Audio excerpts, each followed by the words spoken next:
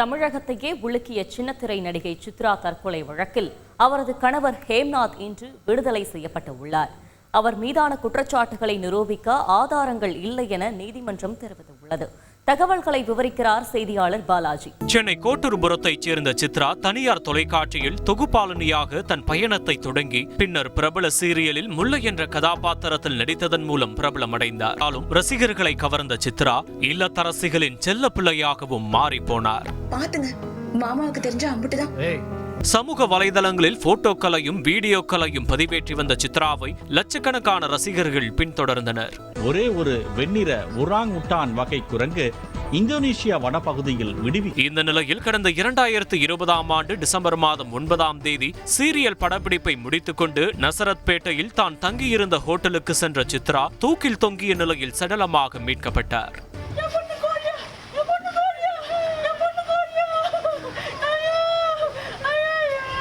இந்த மரணம் சின்னத்திரையை மட்டுமல்லாமல் ஒட்டுமொத்த தமிழ்நாட்டையே உலுக்கிய நிலையில் சித்ராவின் கணவர் ஹேம்நாத் தான் தங்கள் மகளை கொலை செய்து விட்டதாக சித்ராவின் பெற்றோர் பகிரங்கமாக குற்றம் சாட்டினர்.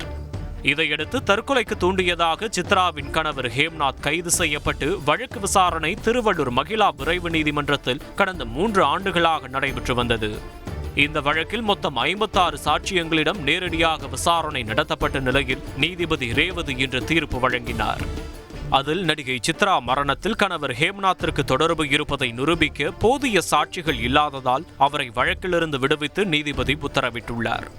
தீர்ப்புக்காக நீதிமன்றத்தில் ஆஜரான சித்ராவின் கணவர் ஹேம்நாத் தீர்ப்பை கேட்டு நீதிமன்ற வளாகத்திலேயே கண்ணீர் விட்டு அழுதார்.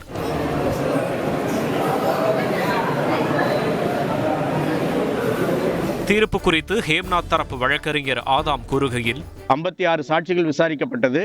அந்த சாட்சிகள் போலீசார் சொன்ன குற்றச்சாட்டுகளை நிரூபிக்கவில்லை. அந்த சாட்சிகளின் அடிப்படையில் போலீசார் குற்றச்சாட்டுகளை நிரூபிக்க முடியவில்லை. அதனால் எதிரியாக சேர்க்கப்பட்ட சித்ராவினுடைய கணவர் ஹேம்நாத் விடுவிக்கப்பட்டுள்ளார். மேலும் இந்த வழக்கில் விசாரணை வளையத்திற்குள் இருந்த ஹேம்நாத்தின் பெற்றோர் உட்பட 7 பேருக்கு விடுதலை வழங்கி தீர்ப்பளிக்கப்பட்டுள்ளது. செய்தியாளர் பாலாஜி வழங்கும் கூடுதல் தகவல். இன்று நீதிமன்றத்தில் சித்ராவின் உறவினர்களோ பெற்றோர்களோ யாரும் வரவில்லை என்பது குறிப்பிடத்தக்கது.